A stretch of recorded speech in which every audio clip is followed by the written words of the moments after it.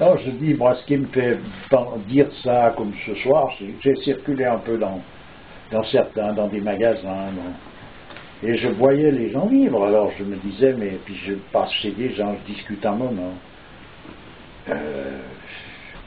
Je suis estomaqué de voir cette histoire d'une certaine manière. Pas que eux m'estomaquent parce qu'ils sont dans une mauvaise position. Ce que je viens de dire, cette espèce d'illusion absolue. Ouais. Il faut que ça soit illusoire, il ne faut surtout pas aller mettre le nez à quelque part où on risque de voir le jour. Ouais. Tu vois, même un petit instant, tu vois, un flash, mais on voit par derrière le rideau, ouh là là, il faut fermer les yeux. C'est extraordinaire. Ouais. Mais par contre, tu vois que malgré tout, dans tout ce monde qui est dans l'ignorance, il y a des personnages très différents les uns des autres. Donc à quoi ça tient cette différence? C'est qu'ils sont donc, ils vivent leur destin d'une manière différente. C'est donc ça, cette accumulation qu'on parle quand on parle dans des lois karmiques. Pourquoi est-ce qu'une petite caissière d'Auchan va te recevoir avec un sourire chaleureux et puis en même temps une parole, et là dans son attitude quelque chose de chaleureux, et puis qu'une autre à côté te regarde comme si elle pouvait t'étrangler, et qu'est-ce qui ils font le même job. Ils ne sont pas payés l'une plus cher que l'autre. Si ça se trouve, celle qui rouspète, qui n'est pas contente, qui est payée plus cher. Donc il y a quelque chose qui n'est pas... Tu vois, il y a une position, il y a des états différents, indépendamment d'un savoir ou d'un non-savoir, comme je suis en train de l'exprimer, mais il y a des états qui sont là bien différents, puis ces gens-là vivent leur destinée, ils réussissent leur coup, dans le sens que moi je vois beaucoup de gens que j'admire dans leur attitude, parce qu'ils ont un métier c'est pas un métier, c'est une fonction, ils en ont besoin pour gagner de quoi subsister. Ils sont là-dedans, et puis ils réussissent à avoir quelque chose de chaleureux en eux, dans un truc où tu n'as pas envie d'y rester 10 minutes. Tu te dis, mais moi, si je devais faire ce boulot-là, je me pends. Eh bien, les gens sont là avec... attends, je me dis, moi, j'admire ça, je me dis, ils sont bien meilleurs que moi, je suis incapable de ça. Tu vois, à quelque part. Oui, je comprends. Bon, attends... Ça veut dire qu'ils sont plus forts que moi, je suis obligé de m'incliner quand même, non? Donc comment ça se fait, alors qu'ils n'ont pas le savoir nécessairement que je peux avoir, mais ils sont dans une attitude qui franchement est très vénérable, tu vois, et que moi pour faire ça, si j'y arrivais, ça veut dire que je mets toute mon énergie là-dessus. Et ça vient d'où alors? Ben, ça vient de ces karmas que tu dois épuiser, tu dois vivre les choses. C'est tout un monde. C'est ce qui fait ta spontanéité? Ah ben, l'état dans lequel on est correspond à la spontanéité qu'on a. C'est-à-dire la spontanéité plutôt correspond à l'état dans lequel on est. Ce qui veut dire qu'après les réflexions, on pourrait on aurait... Oui, non, mais j'ai dit ça parce que... Mais je ne voulais pas dire ça, je voulais dire autre chose. Non. Le truc spontané, c'est le vrai. Le restant, c'est du bidon. Ah oui, d'accord. C'est soit ce qu'on est, c'est soit qu'on croit, mais on croit tout faux. Il faut arrêter de croire là à ça. Soit qu'on veut justifier un truc pour essayer de colmater un trou, mais je veux dire de toute façon, c'est tout faux. C'est la spontanéité qui va. Donc on voit le vrai visage de quelqu'un à travers ça? Mais bien sûr. C'est comme ça qu'on dit que c'est qu'au pied du mur qu'on voit le maçon, c'est pareil dans le travail. C'est aussi là, c'est-à-dire que c'est au moment précis d'un truc.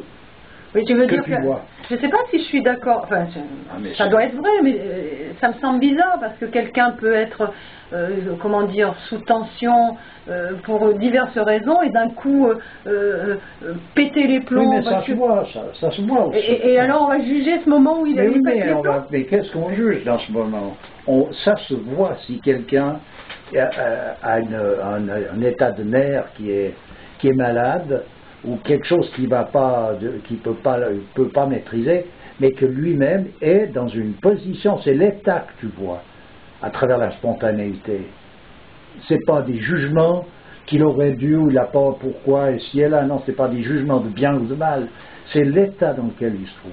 Tu veux dire quelqu'un peut avoir un état de nerfs terrible. Tu peux voir, tiens, celui-ci est malade des nerfs, il est stressé à mort, mais il a de la noblesse, il a ceci, il a cela. Tu le vois. Oui, d'accord. Alors, à quel moment c'est déterminant le fait que quelqu'un d'un coup se mette à exploser, que bon, ça soit sa vraie nature. Tu vois, ça ne peut pas s'expliquer. C'est pas le fait d'exploser qui est un problème. C'est tout ce qui va autour. Quelqu'un peut exploser, passer dans sa nature, mais exploser, ça ne veut pas dire se comporter comme un chacal. Tu comprends? C'est tout autre chose. On peut posément, avec beaucoup de, comment dire... Oui, beaucoup de gentillesse et de douceur, on peut être comme un rat en train de ronger le truc. Ah oui. C'est pas ça la spontanéité, puis l'état, ça c'est du bidon. D'ailleurs, on le voit, on le remarque. Ça, c'est l'emballage cadeau. Quand on va dans certains bureaux, puis qu'on est reçu par des gens qui nous font des courbettes, qui n'en finissent plus, on voit bien qu'ils ont été conditionnés pour ça. C'est pas leur spontanéité. Si tu veux les chatouiller, il faut qu'ils soient spontanés. Tu piques à un moment donné un endroit, ils s'y attendent pas. Et là, tu vois, ils peuvent être meilleurs que ce qu'ils sont en train de montrer, ou pire. Ou en tout cas, disons, souvent ils sont en tout cas en accord. Et peut-être pire à un moment donné. En accord avec quoi? Ils sont en accord avec ce qu'on leur a imposé de faire. Ah bah oui, oui, oui. Mais ça, c'est possible. Sinon, ils ne tiendraient pas. Et puis s'ils sont pires, eh ben, ils deviendront cadres supérieurs. Attends, mais tu es en train de généraliser, là. Non, mais je veux dire, c'est comme ça que ça marche. Si tu veux à présent accéder à un échelon supérieur dans la hiérarchie, dans une entreprise, il faut que tu sois pire que les autres, parce qu'il faut que tu les fasses, que tu les martyrises un peu plus de manière à ce qu'il y ait... C'est au tiroir ce qu'on voit. Oui, il faut être un tueur. Donc, voilà. Donc, si tu les ménages encore un peu moins, tu risques de gagner encore un peu plus. Ouais. Et donc, là, t'es meilleur directeur que celui d'avant. Oui, d'accord. Attends. Oui, mais c'est ça. Mais c'est pas autrement. C'est comme ça que les choses marchent. Ouais. Tu vois, quand tu regardes tout ça.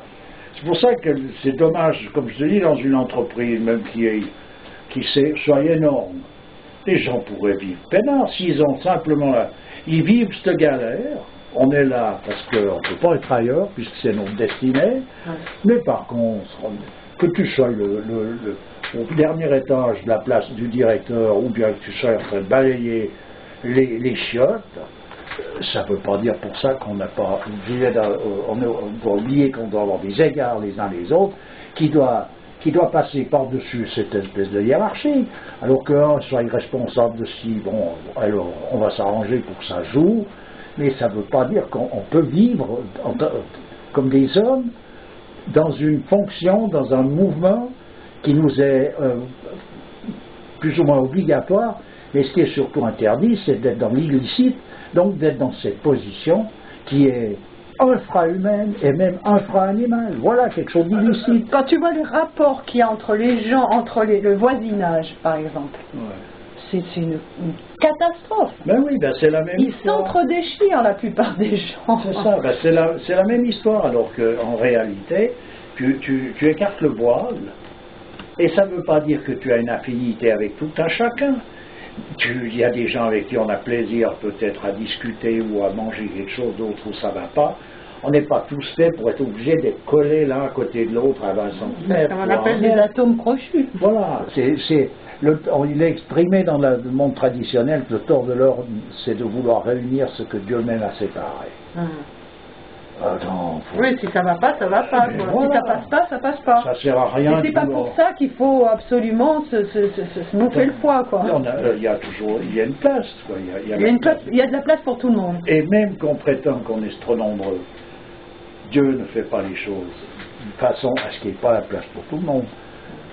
Ça n'a pas de sens, ça ne peut pas être, tout simplement, parce que la raison de l'être que l'on a, la raison pour laquelle on est sur Terre, c'est quelque chose qui a une trop grande dimension pour qu'il y ait un oubli qui puisse se greffer là au milieu, c'est pas possible. Il faut avoir un esprit individualiste et matérialiste pour penser ça. Il faut simplement être illusionné, c'est tout. C'est pas plus compliqué. cet esprit en question matérialiste et ci et là, c'est le problème, c'est qu'on a tous en nous une multitude de choses. Mais c'est qu'est-ce qui prend le devant de la scène. Ouais. Voilà. Oui. Donc c'est un ordre de valeur. Donc, on a le potentiel de toutes les choses. C'est ça, tout. Donc on n'est pas ni on peut être bon, on peut être idiot, on peut tout être. Donc on peut pas être s'estimer mieux ou moins bien que celui. Mais qu'est-ce qu'on va faire vivre? Qu'est-ce qu'on va faire vivre? C'est ça en fait. Nous sommes tous frères. C'est justement, c'est qu'on n'est ni meilleur ni pire que notre voisin. C'est pas là que ça se joue l'histoire. Absolument pas. Ouais. Alors cette compétition, c'est pas de compétition, cette course que font certains personnages qui ont une envergure, de vouloir, eux, ils veulent ce qu'ils veulent, avant tout, c'est de s'approcher le plus près possible de Dieu. Puisque c'est lui l'auteur de l'ensemble de toute la création, on va aller s'adresser à l'auteur de manière à savoir comment est-ce qu'on doit jouer notre rôle. Ça sera attends, on ne peut pas faire mieux. Et bien voilà l'envergure des personnages qui sont des flambeaux. C'est ça. Ouais. Celui qui veut continuer de fouinasser dans les trous de rats, eh bien il y va. Puis en plus de ça, non seulement s'il veut, mais s'il doit, il faudra qu'il y aille. Mais ça ne l'empêchera pas de pouvoir s'approcher le plus près possible de Dieu, même jusqu'au fin fond du trou du rat, puisqu'on dit bien, même dans l'islam, que la foi va se loger jusque dans la carie de la dent du cochon. Oui, tout à fait. On est d'accord. Alors donc, il n'y a pas, à un moment donné, il n'y a pas des excuses qui sont absolues à ce genre d'attitude généralisée qu'on peut avoir. On peut tous à un moment ou à un autre avoir des failles, se retrouver à agir bêtement, etc., etc. Mais on doit se ressaisir Je dirais pas jusqu'à on doit. Je dis simplement qu'il est possible pour l'homme d'avoir une vision claire de ces choses-là. Et cette possibilité, elle n'est pas parce qu'il est moralement le meilleur de tous, c'est tout simplement une étude possible et de s'adonner à une discipline traditionnelle avec ce que ça comporte. Dans la mesure de nos possibilités, parce qu'il ne sera jamais demandé plus que ce qu'on est apte à pouvoir faire. Et donc, ce n'est pas du stress que de suivre une discipline traditionnelle. C'est pas je dois ci, je dois pas ça, faut là-bas, c'est pas ça. Ça, c'est la crétinerie du monde moderne. Et ça n'a strictement rien à voir avec une discipline traditionnelle où les choses sont justement dans un rythme et dans une position qui correspond au but de l'homme. Cette position-là de ronger son frein alors qu'on ferait tout à fait autrement, hein, si on écoutait notre nature, c'est pas la bonne position qu'il faudrait avoir. C'est-à-dire que c'est pas là c'est le résultat, c'est pas une position, c'est un résultat. D'accord. C'est le résultat de la position. Et là, c'est tout faux. Ça signifie en tout cas que tu es en train de galérer, et puis que ta position, là, tu vois, tu galères, c'est de la galère, quoi. Voilà, c'est tout. Alors que, comme tu semblais le dire, une étude vraiment traditionnelle te conduit irrémédiablement vers ça. C'est le fil d'Ariane. Oui. Et d'ailleurs, dans le monde traditionnel, quelqu'un qui suit sa religion vraiment, c'est aussi ça le fil d'Ariane. Simplement, l'absence de connaissance dans laquelle se trouve la majorité des gens les amène au doute parce qu'ils n'ont plus de références. Tu vois, il n'y a plus les références. Et si tu vas les demander aux personnages qui sont censés être qualifiés, par exemple, pour en venir dans le monde chrétien, si tu vas vers un prêtre, un cardinal, un évêque, même jusqu'au pape, je suis absolument pas garanti que tu pourras avoir une réponse qui va calmer le coco dans le sens qui va te donner l'indication qui te permet de continuer ta route. Oui. Parce qu'eux-mêmes, ils ont arrêté en chemin de la même façon, et puis ils cherchent, quand ils cherchent, ou de toute façon, ils sont à côté de la question. Est-ce que tu veux dire par là que la connaissance, enfin, de ces lois, hein, permet à l'homme de se bonifier, on va dire, entre guillemets, à son insu. On peut appeler ça comme ça, mais pour moi, disons, je dis simplement que c'est des possibilités que l'homme a et qui lui permettent d'essayer de mettre un peu de l'ordre dans la hiérarchie des choses, dans le discernement des choses, ce qui veut dire que cet ordre dans le discernement écarte, c'est ça, disons, la façon d'écarter le voile de l'illusion d'une certaine, en tout cas d'une certaine illusion. À présent qu'il en reste une, c'est clair, il peut y en rester jusqu'à ce que tout soit écarté. Mais au moins celle-là, tu pourrais considérer que par rapport à des gens croyants, qu'ils aient compris que mon frère, et nous sommes tous frères, signifie quelque chose, c'est qu'on est donc vraiment tous frères, on est tous dans la même barque. Il n'y en a pas un qui vaut plus cher que l'autre, ni meilleur marché. Je dis ni meilleur marché parce que ça ne sert à rien de se sentir supérieur, ni inférieur. On est tous frères, c'est tout. Alors après, comme je dis, si on a une compréhension de ce que ça signifie, ça change déjà en soi inévitablement. Tu ne peux pas faire la même chose que si tu ignores ça. Et ça passe surtout pas par la volonté humaine. Hein. Mais la volonté humaine, elle est là, elle existe, alors elle peut servir à une multitude de choses, c'est pas ça. L'histoire, c'est que c'est le chemin que tu parcours et le fil d'Ariane qui te permet de le parcourir.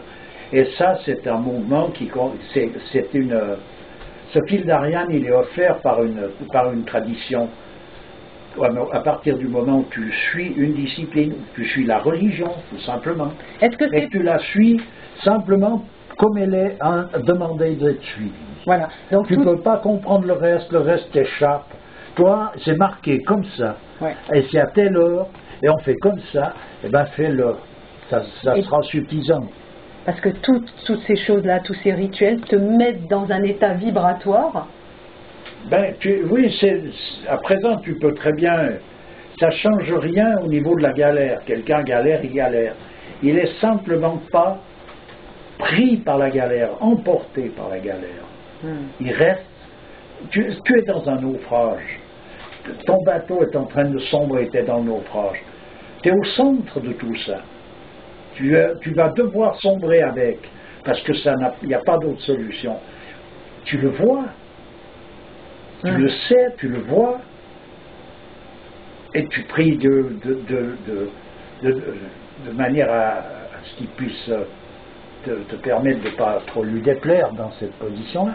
Tu vois, je veux dire, c'est possible ça, et c'est ça de rester un peu en accord en quelque sorte avec une connaissance ou une croyance. C'est marqué dans les religions. C'est marqué que le destin c'est inéluctable. C'est marqué que tu ne pourras rien y changer. C'était écrit, Inch'Allah, Mektoub. Non mais attends, il y a tout, il y en a plein partout et dans toutes les religions. Donc ça veut dire qu'on est donc dans cette galère. C'est comme ça. Mais on devrait donc pouvoir continuer de vivre en ayant toujours cette même position. Voilà. Eh bien, je te remercie. Et à bientôt. Toujours avec plaisir. Au revoir.